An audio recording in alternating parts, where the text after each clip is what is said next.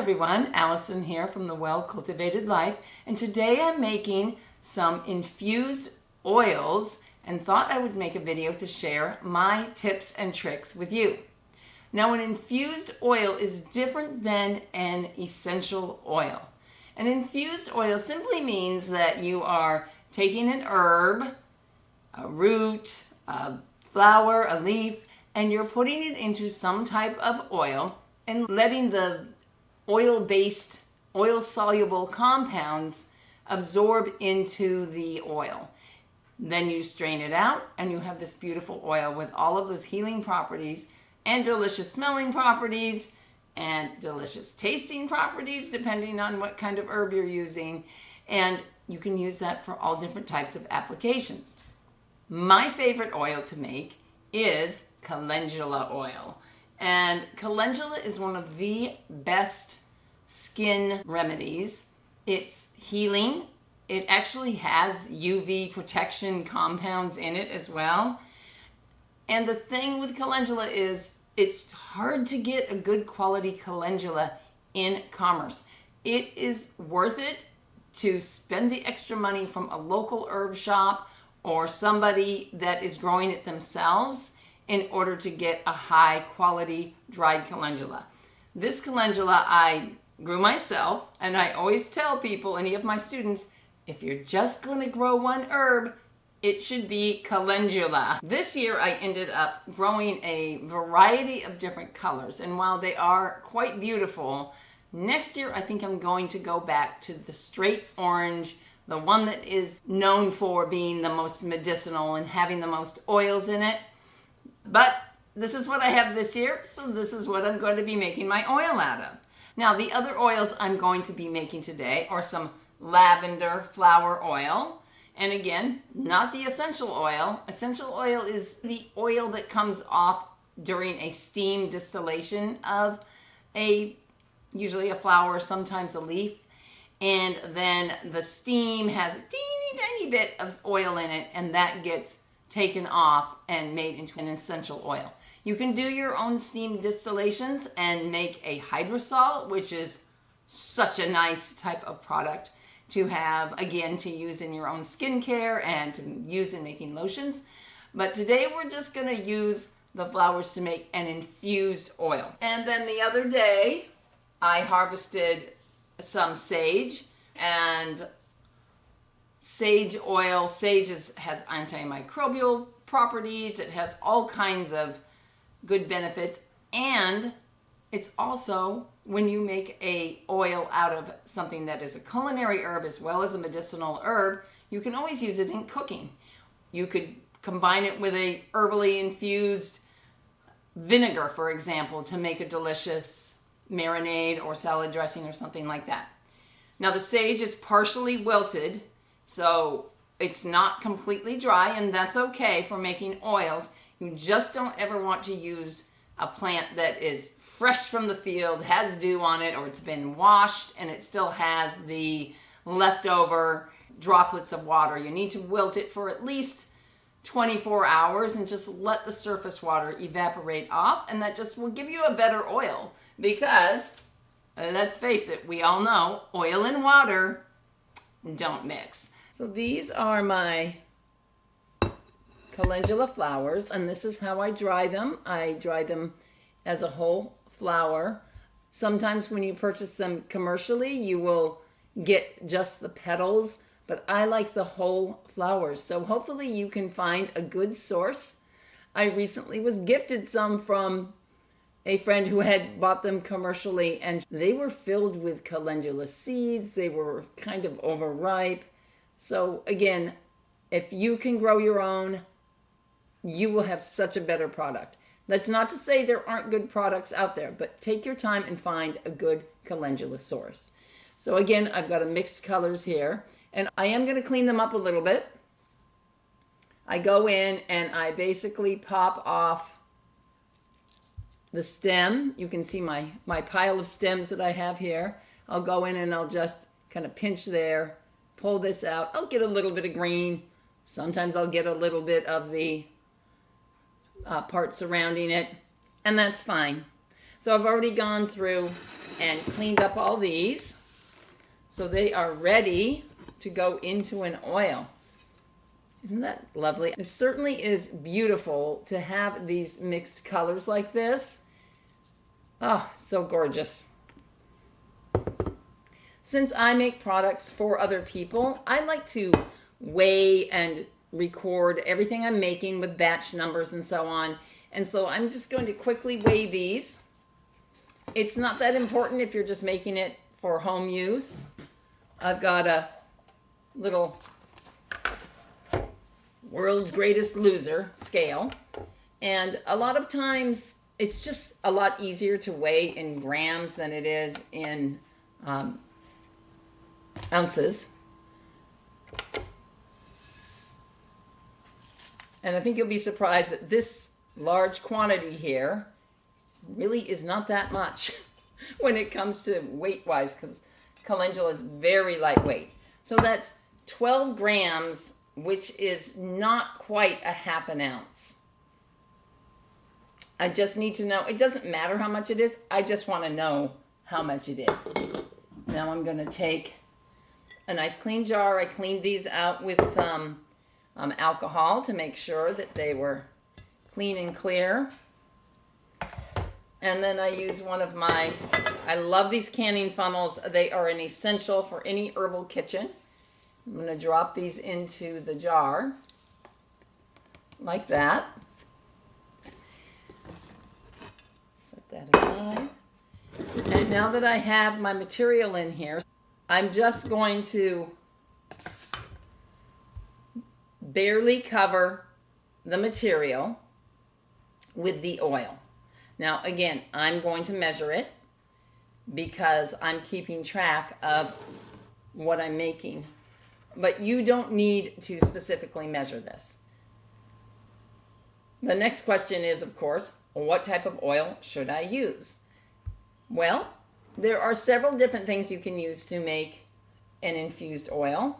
A lot of people like jojoba oil because it is the closest to our natural skin oils. A friend of mine who's an esthetician, I think I said that right, she said that's why it's so popular in skin products, is because it matches with our natural oils the best. It can be very expensive, and it can be hard to find an organic version. So I use a olive oil. I really like this brand because I am familiar with the company itself. It's a small company. It's a woman who is American, and she's married to an Italian, and a lot of their products that they make are grown in Italy. I'm a big proponent of locally grown, but I can't grow olives here in New Hampshire, so I might as well get the best that I can from somewhere else. So I'm going to be using part olive oil, and that's the color of it beforehand. I always like to look and see, well, what color is this, so that I know how much my oil has been infused by whatever it is that I'm making. And then what I'm going to be doing is add about 50-50 approximately of avocado oil. And I've only started using avocado oil in the last couple of years, but I really like it. Other oils I have used are sunflower oil. I don't use canola oil because it's pretty much impossible to get a non-GMO version of that. Some people like grapeseed oil because that's very fine. But today we're going to be using avocado and olive oil blend. So in here I've got about 150 mils of the olive oil already measured out. And so I'm just going to add in, I'm going to bring this up to 250. So it'll be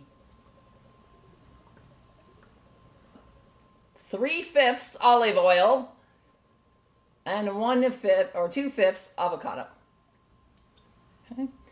Most people use olive oil when you're working at home and doing a home, making home oils, because it's super easy to use, it's accessible, you can get good quality.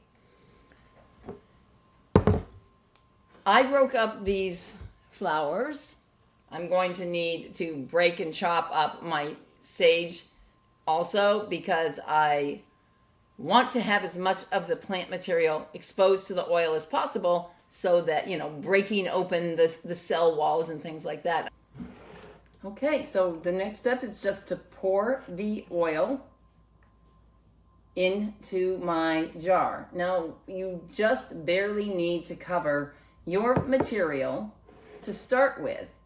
However, when you're using a dried flower, like these calendulas, what's going to happen is over time, over the next couple of days, you will notice that the flower, the dried material, is going to soak up a lot of the oil and it's going to expand. And so when you're working with dried plants, you need to check it within a couple of days after you first add your oil to make sure it doesn't need extra.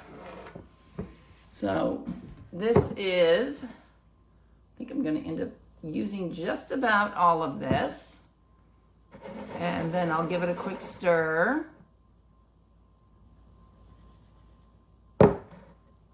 And let it soak in.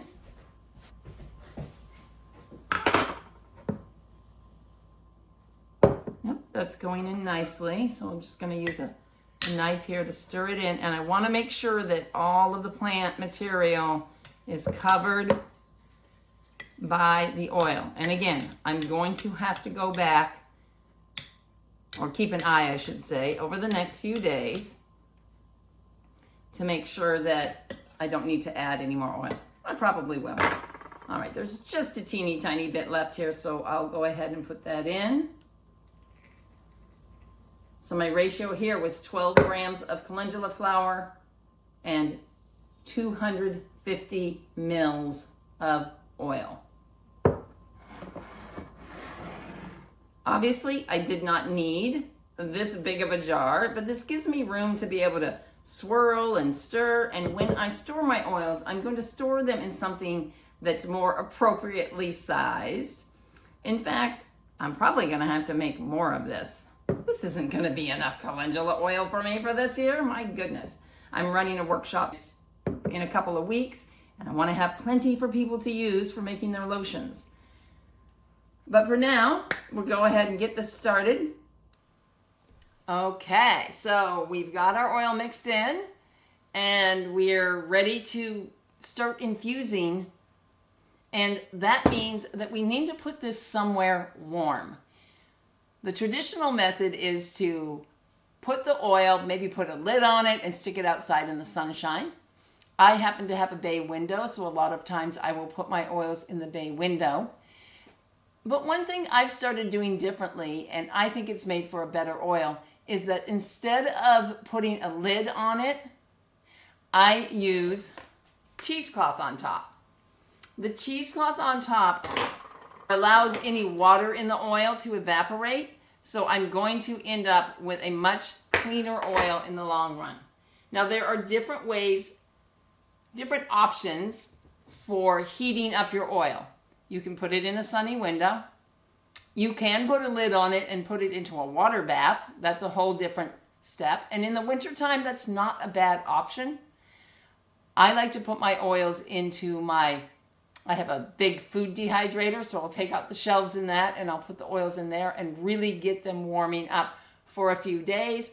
Then I'll let them sit for up to 2 weeks. If I'm doing that supercharging heating at the beginning, then I don't need to let them sit as long as I might if I was just using the sun. So this is going to get popped into my dehydrator for a couple of days, and then I'll let it sit and continue to stew in its juices until I'm ready to filter it out and have it ready for my workshop in a couple of weeks. As you can see, it's super simple to get started making infused oils. There's so many different types of plants that you can use. I like to make a rose oil, lavender. I've got the peppermint, the sage. I already did rosemary, St. John's wort. Throughout the season, I'll make oils as each of the plants becomes available, as it's in its prime. Oils do last about a year, so If you get in the habit of making a fresh oil every year, you'll always have a wonderful supply available to you. Once I finish infusing this, I'm just going to filter it through some cheesecloth, store it in a dark, cool place, just to keep it away from sunlight and give it a longer shelf life.